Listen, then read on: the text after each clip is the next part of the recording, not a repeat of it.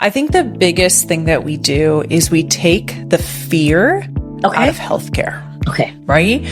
We talked briefly about how you don't know the cost, you don't know who you're going to talk to, there's no relationship. And when you're going into a doctor's office and you aren't feeling well, something's probably wrong. Right. And that wrong could be something that's easily fixed with a medication or a lifestyle change, or you could get some terrible diagnosis. Okay. And so people are afraid of that and they don't want to put themselves in that situation. They also don't know who to trust anymore. Okay. And I think this is across the board. It's not just with healthcare providers. Like, do you trust the plumber that told you it needs to cost this much? Or do you trust this person? Well, when it comes to your house, you can get 3 quotes on your roof. But when it comes to your healthcare, you're typically kind of just stuck with that person. Yes. And so the beauty of direct primary care is no one is assigned to come see us. Okay. Nobody walks in my front door because Blue Cross Blue Shield told them to, or Medicare or Aetna. Nobody told them to walk in the door. They chose to walk in the door because they trust us. They've heard of us, somebody told them about us, or they want to trust us. And so we offer free meet and greets to make sure that we are the right fit for them. Yes. And so I think if anything, we have brought peace and the ability to get your healthcare taken care of in a judgment-free zone and in a fearless place.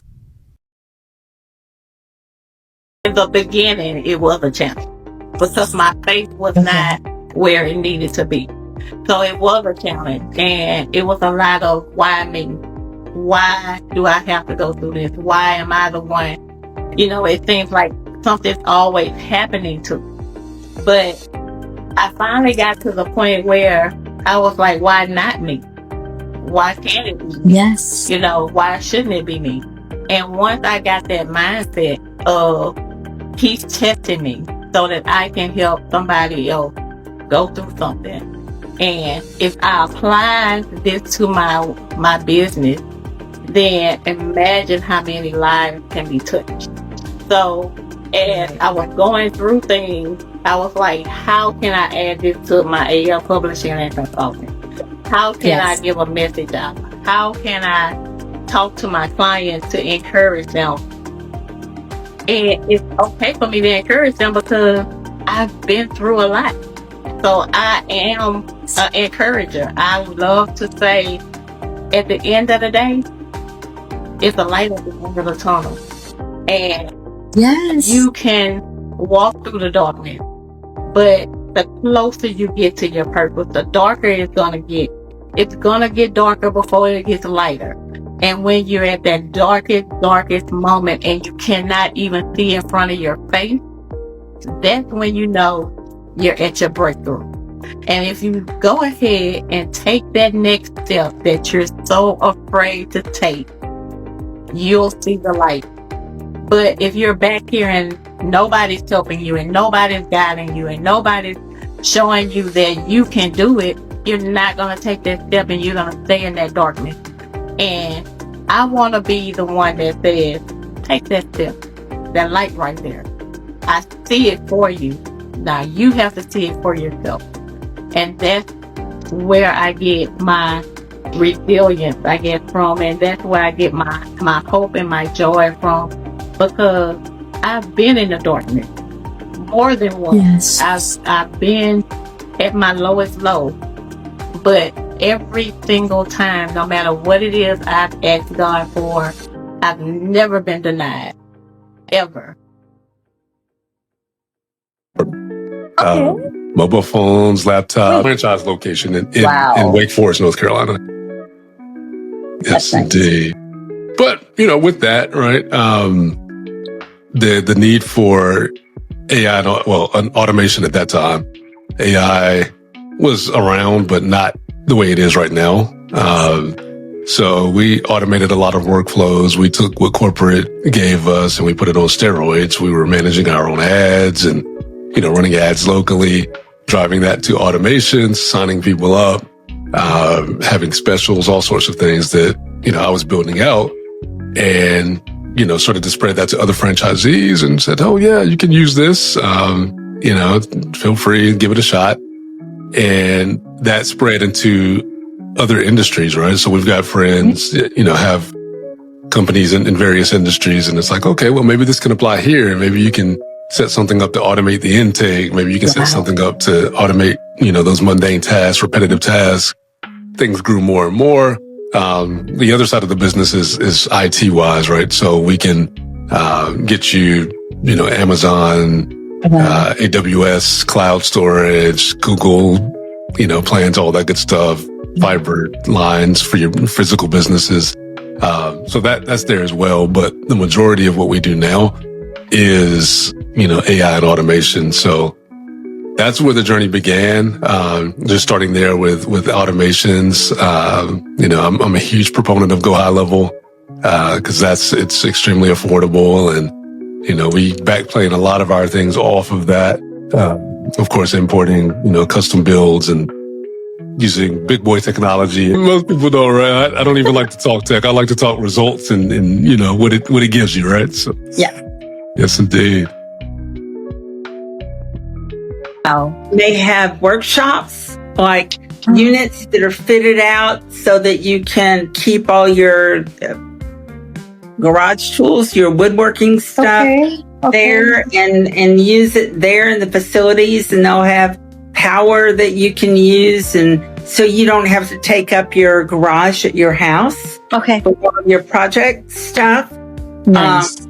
They'll also have lockers, just little, like high school kind of book lockers, where you can lock important paperwork that maybe you don't want in the house, but when I have a lockbox at the bank. They have Amazon delivery services, so you can have packages dropped off at your facility. So lots of interesting services related to storage. And a lot of neighborhoods won't allow you to park your boat house. So people will store boats and extra cars and, boy toys, bicycles, motorcycles, that kind of stuff in their storage unit. There are ways that it helps the community, not just the look and feel of the business. But storage is a vital service. A lot of people own homes that are not quite big enough for all their stuff. They don't have a place to store their Christmas decorations, or, like their extra deer heads, or their, or, they have a parent pass away and leave them all the stuff, and they have no place to put it in their home, and they can't emotionally let go of it. So you're providing a vital service, giving them a place where they can put this stuff while they're figuring out what to do. Or I know when I got divorced recently, it was real important for me to have a place to put my stuff while I was trying to figure out where I was going to go. I had my own up close and personal lesson in how important a service self-storage really is. And people just can't get by without it. Here in the U.S., we're way too attached to our stuff. AI center we have at San Diego State. But I'm working on some research right now, and I'm talking to a few people. They're like, "Oh yeah, this will take 6 months," and I'm like, "I think I could do it in about 6 days." Like I don't see right now. Like I think there's an older way of doing things, but like I almost feel just kind of going in naive. Just kind of saying, hey, I think I'm using a lot of AI to frankly help me with the research, and we could talk about how to do that. And there's other tools to do things more effectively, more efficiently, and so forth. And it opens things up when you do it. And I think that there's an advantage always to being ignorant. There's an advantage to not having just seen how things were only done a certain way, and therefore I'm going to only do those ways going forward. I'm coming in there with fresh eyes, and that gives a real advantage. And that's something I definitely learned from doing my own startup. Reason in your own personal life to use it first. And So just today, literally today, I had to go to a doctor, and so there was like elective surgery I have to look into, and I'm talking to a few different doctors and all that. I used my phone to record the conversation. Normal recording on your phone, the normal recording. Normal recording, makes it into a transcript. I then put that into Google Gemini and said hey, what are the main takeaways? Give me the summary of this. What are the things? So look, all this is happening. It's just me and a doctor talking about something I really don't know anything about. But it could be my patient advocate in there. And I can have this, and I have this log of it now. And it took me nothing to do this. It just took agreeing and hey, can I record? And then actually hitting that button and then throwing it into one of these, relatively free models that exist out there. And now I could talk to 3 different doctors. I could have that memory, so to speak. Wait, what did that one say? What was that thing that one doctor said? Or I can take these things and dive deeper into them with the next doctor I see, or have follow-ups. I can have the AI ask me hey, what are some questions I should be asking that I'm not?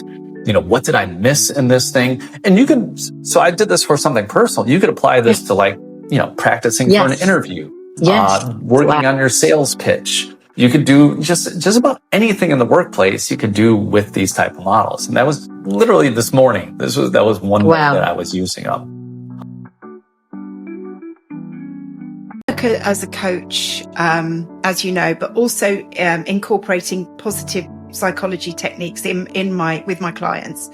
But the thing that really makes my work different is that I do subconscious reprogramming, because I feel that as you know, that the subconscious runs 95% of how we think, feel and act. So consciously think, I want to change this, but unless we address the subconscious, we're not going to find consistent change. So what I do is I go in with my clients and we identify about 50 or 60 beliefs that they've got about themselves or the world around them which are really not helpful. And then we look at the root cause of those and we change them at a subconscious level.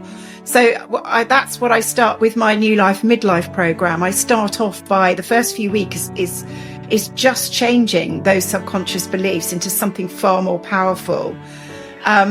And then once we've done that, change is easy, because I find that my clients are starting to act, feel and think differently. And then we go into coaching and positive psychology techniques. So we've got this new mindset now. What are we going to do with it? And that's when all the exciting stuff happens after that. So I feel that more and more people are using subconscious reprogramming now, which I think is fantastic, because it's a great tool for change. And I have had some clients come to me that have tried counseling, psychotherapy, medication, and nothing has worked until they've started doing the subconscious reprogramming, the inner child work, all of those things. So it's really getting to the root cause. So whenever we have a belief, any kind of limiting belief, whether it's I can't speak in public or whatever it is, it comes back to some point of trauma. And it's about addressing what that point of trauma was. So in that case, where somebody maybe can't speak up in meetings at work, it may go back to a memory where there's a person with a child in the classroom and they were told off for talking. And that's formed a subconscious belief that it's not safe to talk in a group setting. So it can be as simple as that. So it's about getting to that root cause, changing the core beliefs, and then moving forward. Different. I guess I would say the trauma healing work. I've learned about how the energy field works, and my teacher did a study at UCLA that measured energy. They put electrodes on the body and they measured the aura and the color of the aura, and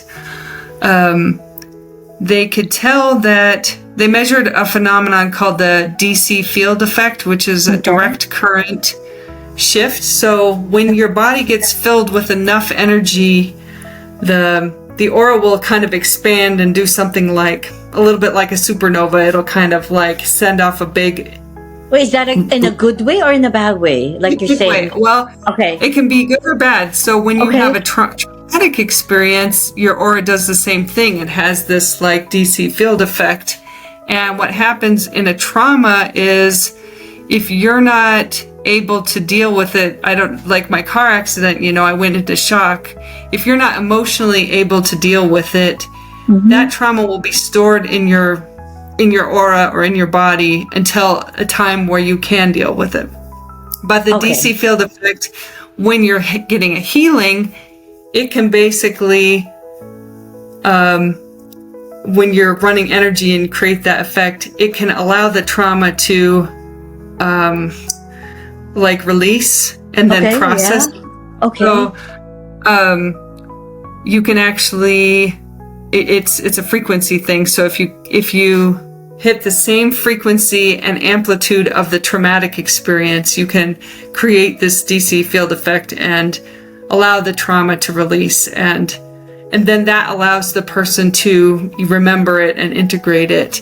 And so I guess what I think that's something different. I've been working with training other healers to do that, run the energy and work in healing teams to create this DC field effect so that the trauma can be released and basically, I guess I would say discharged from the body, because, right, if you have a traumatic experience that you haven't been able to process yet, it just basically stays there until you have that high enough energy to deal with it, you know? And so that's an area where I think there needs to be, you know, I'd like to do more research and more study and gather evidence of the success rate, because I know that's different than what's being done.